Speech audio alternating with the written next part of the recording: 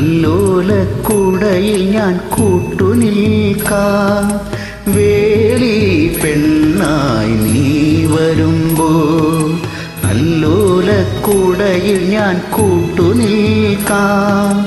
തുളസീദളമായി തിരുമലരടികളിൽ വീണൻ അമ്പലപ്പുഴേ ഉണ്ണിക്കണ്ണനോടു നീ എന്തു പരിഭവം എന്നെയോതി വന്നുവോ.